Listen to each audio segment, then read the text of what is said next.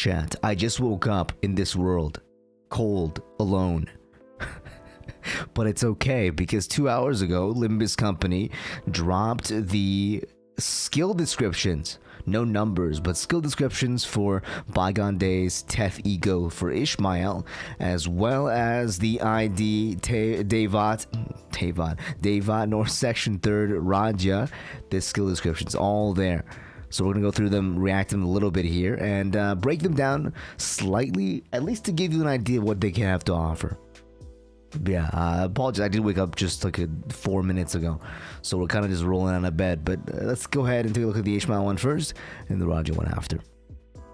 Okay, Bygone Days, Teth, Ishmael. Look at this gorgeous, absolutely gorgeous piece, and actually like a kind of a normal amount of text these days for a skill. Throwback to, like, you know, Zvi unit having like one sentence per skill, and nowadays you basically just everyone is Wild Hunt Heathcliff. But a gorgeous art piece. I'm gonna zoom in a little bit here so everyone can see. Here we go. Should be big enough. Okay, here we go. Bygone Days, Ishmael. Before attack, at X plus highest resonance. Oh, okay. Gain attack weight. So it's gonna be a skill. Maybe it has like 1 or 3. It did seem like an AoE like off the bat already in the trailer, but that might just be because they had resonance for attack weight. So this is an AoE skill and it only gets more AoE with highest resonance. And also, if the resonance was gloom, gain more attack weight. So if you have if you reach the X amount of resonance and it's a gloom resonance, so everyone on your team is sad as hell, you're going to be popping off a little bit here. Fantastic. So basically, I mean, slaughter in to any gloom team. So any sinking team plus, you know, herself probably gonna be running this alongside the double star ego where she's a maid, or the triple star ego where she's in a very tight swimsuit. After attack, heals 2 allies with the lowest. So, kind of like this is the HP heal. The greater one was the SP heal. This is the HP heal. After attack, heals 2 allies with the HP percentage by X. Sum of sinking potential and count on the main target. Sum of sinking potential and count on the main target. Okay. Divided by Y. Some number. Percent HP. So X is probably the resonance, so I guess it heals based off resonance, and then divided by Y into some number. If the highest resonance was X gloom resonance, heal X more max HP. Okay, so I mean, it's obviously very, very, you know, rewarding for the sinking team to have a heal. Because right now the heals, you know, probably include the heals we have on hand, really, that everyone goes to is Fluid Sac, and you don't really run the 2-star Faust Ego in the sinking team as a on-field character. I guess Rodya has Pursuance, and if you do run Church Dicey Merceau, you have his Pursuance too. And well, I mean, Honglu has Soda, guys, don't worry, that's a heal. There are some healing options for HP, but this is going to be really good for the team. So maybe considerable running Ish on field, just you can have some healing potential. Inflicts sinking count. Okay, nice. Inflicts curse. Cool. At X gloom resonance, inflicts gloom fragility. So you do want you know, basically always want to pop this when you have enough for the gloom resonance to get the highest attack weight, as like, you know, 2 more extra targets. Super OP plus a greater percentage of healing. So gloom resonance is the name of the game. Okay, and you inflicts gloom fragility as well as the uninvited, which we don't know what it does yet. But let's see. Here's the indiscriminate overclocking, the corrosion skill. Indiscriminate prioritizes targets with the most sinking. Whoa. Okay, so if you do overclock it, it's just indiscriminate, but it's not really indiscriminate. Because if you run a sinking team, likely chance is that the enemies are going to have the most sinking. And so, especially if you have like a lot of sinking stackers, as well as, you know, Lament Yi Song, he at the turn ends and he turns all your guys into sinking count potential, etc., etc. Yeah, man, this is gonna be crazy. You can probably like very easily overclock it and, you know, always hit the enemy. Like, not even joking. This is so funny. Before attack, this is the most like indiscriminate idea I've ever seen. Before attack, lose HP by X% of max HP. Heals 3 other allies with the lowest percentage by X, plus the sum of sinking on the main target divided by Y. Okay, same as before. So this is, let me see, heals 2. The overclock heals 3. At the highest resistance heal addition, so this one it could heal 4 as well. If the said resistance was gloom, heal more HP. Fantastic. Sinking, curse, gloom, fragility for every X gloom resonance, plus uninvited, plus echoes of the manor. Okay. So this is it's healing. It's always its sinking targets, applies more sinking count, which is amazing. I'm always looking for more sinking count because it is the most like fickle stat. Every time you hit him, you pop a sinking count, and so it's very easy to run out of sinking count if you have characters with a lot of coins. And you know, some of the sinking characters have a lot of coins. They do hit a number of times. Every time they hit, you know, they eat one of these coins. They eat one of these accounts. And so you want a high number of ways to proc count. Otherwise, you can't rack up sinking, you know, potency. And if you can't rack up sinking potency, then the hits don't pop like they are supposed to. Okay, interloper perception. If the target has uninvited or any other panic type. So uninvited is a panic type. Or sorry, you know, adjacent effects gain clash power on hit against. Okay, heals SP for 1 ally with at least SP. Very, very cool. Okay, and here's the uninvited. If I'm going to be reading them all. Uninvited. Upon the skill's death, the last attacker heals SP. Upon this unit's death, oh, you proc the uninvited on the enemy, and then when you kill them, your team heals a little bit SP. So not only is this an HP heal, it's a banked SP heal later on. A run enemy without this effect gains X stacks of this effect. Okay. Take more damage for every sinking on self. Wait, really? Okay, so the uninvited is like a death mark. When your allies kill it, they heal SP. So it makes your allies heal SP when they kill the correct targets. It's a stacking effect. And when the person that kills it dies, they spread it to the rest of their team. And then they take more sinking damage. Like folks count sinking on each part separately. Okay, cool. And then they lose it every turn. So you want to proc uninvited and hopefully kill them fast.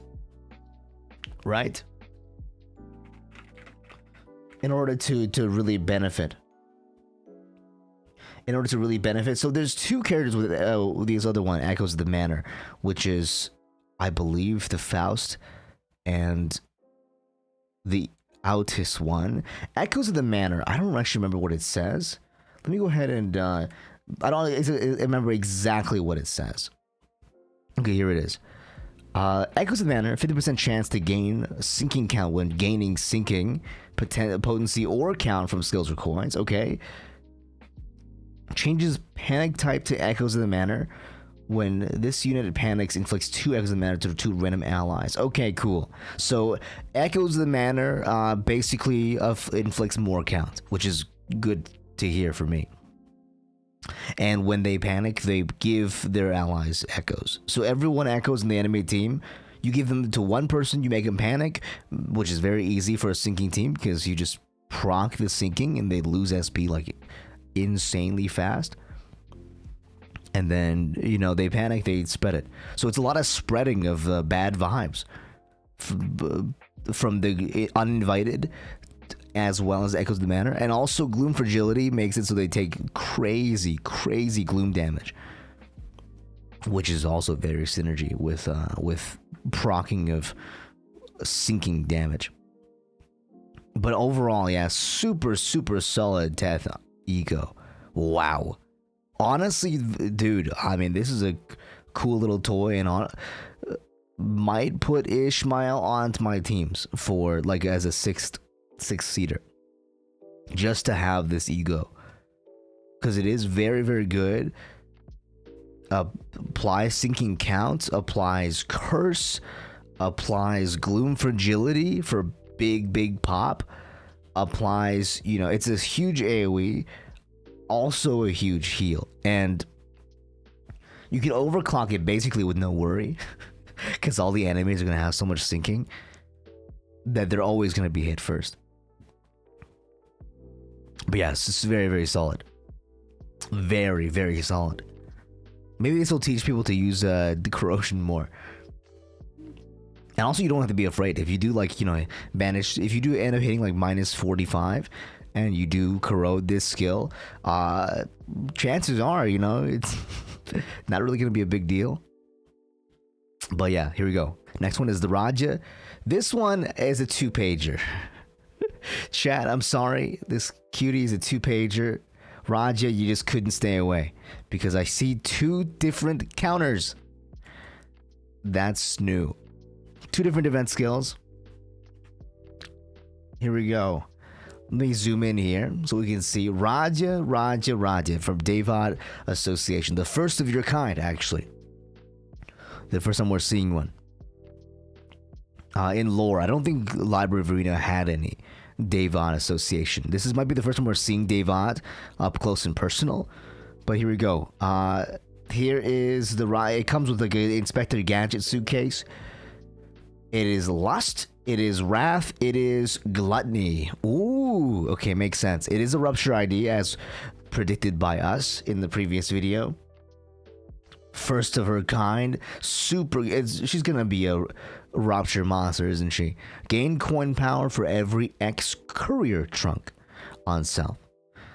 But should we read the passives first? Let me see. Let's read the passives first, guys. This will probably give us some insight as to the skills. Strategic R&R mode. Rest and relaxation mode. Strategic rest and relaxation. At the turn end, recover from stagger and retreat from the encounter. Unless it's forced stagger, does not count as death. I see. In chain battles, give this unit's slot to a substitute unit and move it to the remote slot. In the backup unit's deployment order. Oh. Escape from the encounter entirely if there are no other backup units remaining to swap to the next turn. When returning to battle, return the order they retreated in. Cool. When returning to battle, return to the same amount of HP and SP when their unit retreated, and eliminate all effects on selected targets. If its unit had less than 0 SP when retreating, reset SP to 0. Okay, so it's... I was wondering why she left the field. It is because of this skill. It seems that if at the end of your turn she gets staggered, she will just leave and replace herself with another unit in the next turn order. But if there's no more backup units, she will just die. Like, she won't come back. So she's meant to be used. This might be probably strange, you know, in early game when you only have like deploy like 6 units and there's no backups, and then she gets staggered, undeploys herself, and never returns. Just like the ex-girlfriend who will never return. That ball is long gone. Wow. Interesting. Yeah, so she gives you slot to the next person. If there's no backup units to swap the next turn, she just escapes. And then, you know, when the time comes, she comes back. Return the order they retreated. And she doesn't heal. I was thinking she might be like healing to full HP. That might be really cool. But she doesn't heal. She returns with the same amount of HP and SP. Unless they're below 0. In which case she'll heal SP back up to 0. Which is a cool little reset. At least comes with no effects. So if you like really take a lot of a big beating, she can leave the battle and come back like a little refreshed. But overall, I'm not sure. Like, this might confuse a lot of players early on. Please, you know, if you're watching this, you're a newer player and you don't have backup units yet, don't be confused if she leaves the battle and never returns. That's her thing. Courier trunk. So this might be the data storing thing. Base value of 0. Start at gain X stacks. At the turn, start at turn, gain X stacks. Cool. Stacks does not expire upon retreat. It is stored instead. At X plus stacks, raise min and max speed values. At X plus plus, gain clash power and slash power up. At X plus plus plus, on skill use, takes stack divided by Y damage and stack divided by Y SP. On turn end, take this amount of damage and SP again. Applies before retreating. So this was the reason she died. Is she hit a high amount of that's why she says she needs to erase the data. She hit a high amount of courier trunk, and it seems very, very good. Because they're kind of an overheat value, like a rumble from League of Legends overheat. You want to be at a sweet spot zone where you have high amount of courier trunk stacks, but not too high.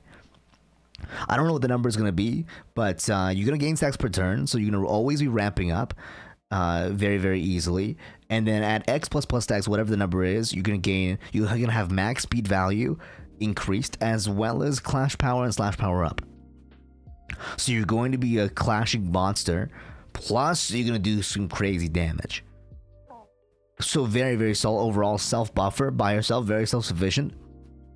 However, if your stacks get too high, you're going to start taking damage every turn, which might end up staggering or killing your Rodya. And if it staggers her, she's out of the game.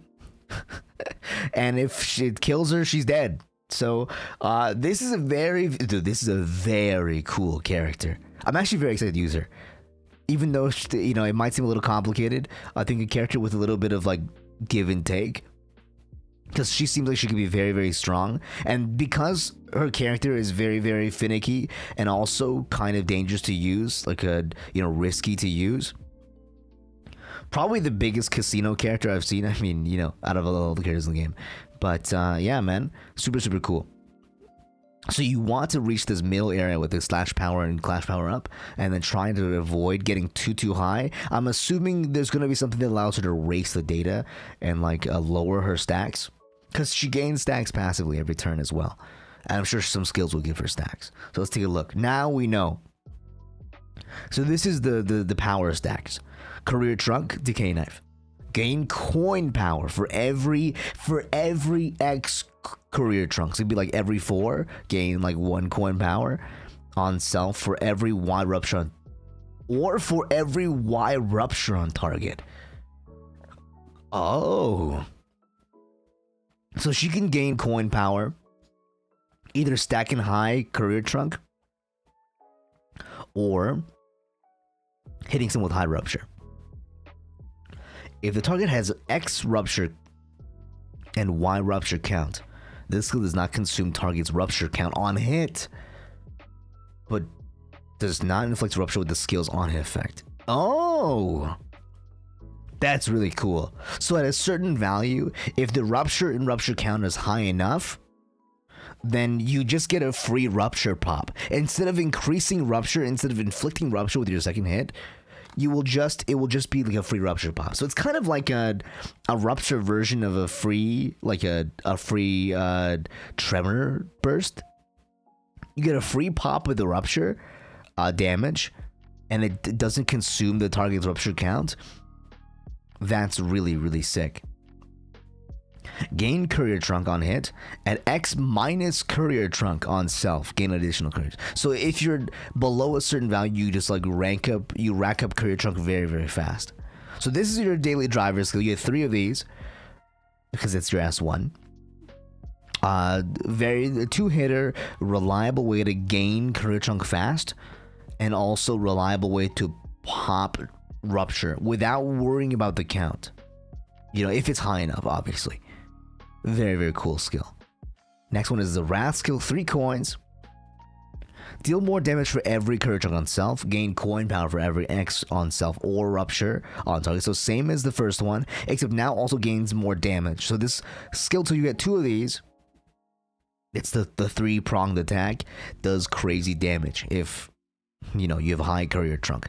Which is also, you already get slash damage up. It's triple slash across the board. Okay, so you already get slash power up, damage up, when you're at X++ stacks. And then you'll also be proccing this coin power, and also gonna get any more damage. So this is for every career trunk. So the more career trunk you have, the crazier this is gonna be a nuke. So the S2 is also gonna be a nuke. If the target has a high enough rupture stack on count and potential potency, the skill will just pop rupture for free. So gain career trunk on hit. When you're low on career trunk, gain more. Cool, same as the first skill. A second skill on a head's hit, gain haste next turn. Whoa, self haste. At X plus, gain additional haste. Okay. And then inflicts defense down for every X career trunk on self, or for every Y on target. Okay, so very, very self-sufficient unit. It seems Deyvat is like all about, like, you know, it makes sense, right? Because she's like a toolbox. She has like a lot of different ways to like help herself, and it's self-sufficient. You know, she gains career chunk every turn, and she gets her own buffs. She gives her own buffs every time she hits a head. She gets her own buffs, and then she also applies debuffs on the enemy to deal more damage, to nuke them next turn. And S2 is already the nuke, the gadget reveal. Me when I'm Marquez Brownlee. That's insane. A Wrath? Yeah, man, that's really cool. And also, like, Lust Wrath is gonna be super, super cool as a for some coverage. Cause I'll be honest, other than our Wrath girl, you know, I'm not trying to run spicy team comp. Leo is not my guys. Okay, let's see. Skill 3. I trust you, Palu. I trust you, Palu. Maybe Palu is the name of her box, or maybe her like advisor. Who knows?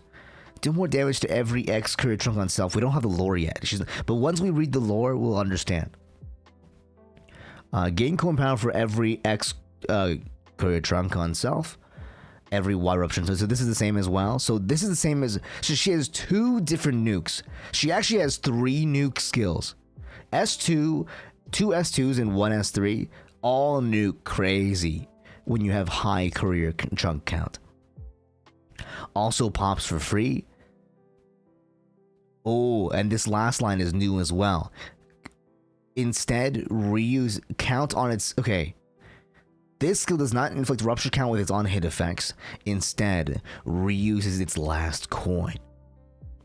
So, it has 3 coins... And we're gonna be bing bing bing bing, you know, like, and then like when the rupture count is high enough, you're gonna get another coin in there. So the big damage becomes bigger. It pops and it becomes bigger. Whoa. So the inflicts rupture, so it's an on-hit effect. It inflicts additional count for every X career trunk. So this is not gonna inflict it. At low rupture count, it will inflict. At high rupture count, it will just pop rupture for free.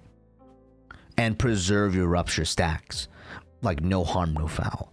At X plus career trunk, deal more damage after attack if the target is staggered or defeated. Gain haste. I mean, it just seems really, really good. Most self-sufficient unit I've ever seen.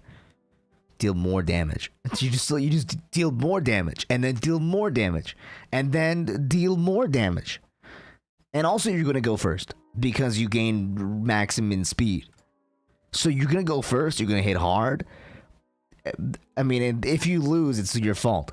So that's kind of funny. It's like she's a glass cannon type character. Super, super fast. Super hard hitting. But if you get staggered, it's your fault. She's gone. You know, she's leaving the building. It targeted staggered or defeated gain haste. So on kill, you bank a really cool little buff. Cool, man. Okay, here we go. Defense skills, 2 of them. Career support and control sequence. Okay, 1. Let's see. Combat started. X career trunk activate just as shitty time off. Instead. Okay, so if you have enough career trunk when you activate this skill, you instead will use the second version. So at high stacks, you will use this one, just this one instead. If this skill can be activated, if this skill is to be activated, gain career trunk percentage of this target's max HP as a shield.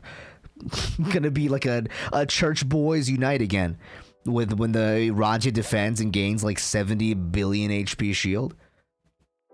Insight boys eating good, and now I mean Rodya is just insanely, super, very, very solid. On use, gain career trunk, and less than X career trunk, gain 1 additional. So a good way to block, a good way to deal some damage back. It is a sword and shield. There's a you know, if she does dish out some damage as well as blocking. So you still get to attack. It is slash damage as well, and will also value off of slash damage up buff from your passive. You gain career trunk massive if you're low on it. So great way to rack up career trunk early. Okay, cool. I'm still looking for the skill that reduces her career trunk. But maybe this is the next one gonna be this. Because, you know, when you have high enough career trunk, you instead use this one instead. If this skill is to be activated, gain career trunk percent of this unit's max HP as a shield. Turn end activates R&R mode. Oh, so there's no way to remove it. You just kind of go in, go hard, go crazy, and then get sent out of the game. I was thinking maybe there's a unit that's gonna, like, you know, erase her data, but there's no way for her to erase her career trunk stacks. She just gains and gains and gains and gains, and then at high stacks she starts killing herself. That's so good. Okay. And when you have high career stacks, you will just leave the field when you use the defensive skill. So be careful, chat, when you use this skill. If you have too high, you might end up ejecting your Rodya out of the game. Let me go. I swear I'll make it in time. For chain battles, when after retreating with R&R mode, if the unit rejoins, have the career stacks. Okay, so this is the one way she can reduce her career stack value. Is that she retreats, and then when she comes back, when she retreats and comes back, then she will have half the stacks that she had before. Otherwise, you're out of luck. But chain battle, okay, so this is for chain battles. This is when you like bing, bing, bing, bing, bing, you know, and then you press attack. But it is, you still have to be careful though, because if you don't have a substitute backup unit, then they don't come back. Oh, yeah, escape from the thing entirely if there's no backup unit. So you gotta be careful here. So I'm guessing, I mean, this is kind of a unit, I mean, for like later content for sure, once they introduce backup units. I think that's kind of what they're pushing to do, is pushing for comps where you have 6 characters or 7 and then some backup, and then, like, you know, later on it'll be 8 and then some backup, and then 9 on the field, some backup. So as time goes on, you will find that it's easier to use her and you won't feel as bad. You won't feel as bad. I'm kind of afraid that if you have 12 sinners on the field, then there won't be any backup anymore anyway. So actually, at a certain point, she might fall off. They might switch it to have her return after a certain number of turns, like in future upties. But for now, if you are starting the game, new and you are pulling on this banner, just be very careful when you use her. If you're playing in a mode with no backup units, she will just never come back after she R&Rs. Cool. Speedy delivery. At turn start, at X plus speed, or if the unit has haste, gain a max HP shield. Oh. I see. So this is the way you preserve yourself and gain crazy amounts of stacks. Because what you know about this unit is that when she staggers, she leaves. And so you definitely do not want her to stagger. So how we prevent this? Give her a shield. At the turn start, at a high enough speed value, which you will get because you gain min-max speed. Or if the unit has haste. So always basically be either high speed or trying to proc S2, S3 for the haste. You want to be giving, or any other unit that gives her haste, she will love. Having haste or high speed gives her a max HP shield. So you really want to have the shield so that she doesn't get staggered. Otherwise, if she's staggered, she's gone. Upon retreat, applies clash power up to 2 allies next turn. Okay. Lasts for additional turns for every extra count itself. So when she leaves, she helps her team out with some slash, which is going to benefit, the rest of your Rupture team to do some more damage. So she gives a little bit of a, like a pick-me-up when she leaves. But generally, you don't really want this to happen unless you have a team of like enough Rupture units plus backup units that are Rupture, so that when she swaps out, someone else can swap in. So this is going to be for late game team building. If you're starting the game now or very early on, you won't have access to backup units yet. They will unlock later, and then it'll all make sense to you. Outstanding career. To one ally with the fastest speed, gain clash power. Also, note for the future, if if P-Moon comes out with a patch that adds backup units to earlier stages, ignore what I'm saying about not having backup units, okay? And don't get in the comments being like, "Oh, you're a stupid guy." Like, how would I know? Support passive. To one ally with fastest speed, gain clash and skill. Okay, so even when she's off field, she gets crazy. She gives another person clash power and skills, inflicts rupture. Okay, cool. Very, very cool. So any other Rupture units will get buffed by her when she's not on the field. I mean, super solid unit. And I'd be very surprised, I don't know if you guys have Lament Isang and you're seeing him hit like, raw, like 500 damage, like 1,000 damage. But Rodya is going to be up there. Once you start banking career trunk count, your passive stacks, and then you hit a very solid, like, max coin S2 or S3. She has 2 nuke skills instead of 1. Most units only have 1 nuke skill, like 1 real nuke skill. And she has 2 of them, which means half the time you're going to be nuking. And you want to be nuking every turn because the nuke skills also give you haste. And if you don't get haste or you don't roll high on your speed, you will just die. Very cool unit. Honestly, might be one of my favorite units printed by them so far. Because this is P-Moon though, This is actually like the most P-Moon design is crazy upside, crazy downside. And it makes it probably easier for balancing the future. Like if this skill does, if this unit does bad, in the future upties, we can increase her damage values or like her other values. Or like ways for her to like lose career trunk, so you kind of balance it out. And then if she proves to be too strong, you just leave her as it is. and she'll just play with this career trunk mechanic. So super cool, you know, very, very nice design. I'm very happy with this character, and I mean, happy with it. This banner is very solid, guys. If you're playing through the game right now and you're, you know, just waiting for chapter 5 and you want to build a Rupture team right now, like I've built a Tremor team and a Rupture team, I mean a Stinky team, like off season. So we finished the story a long time ago and we're just waiting here for something else to happen. I mean, I probably should just save EXP cards, but I'm kind of, you know, a demon in that way. But guys, like, if you are building a Rupture team, if you like Rupture, if you're building a Rupture team, Rodya's your girl. If you can get this character. Yeah, man, that's gonna be it, guys. Hopefully you guys enjoyed. Hopefully this was insightful, easy to follow, understand, and whatever. Appreciate you, and that's gonna be the end of the video, okay? So, until next time, peace. Peace. Late.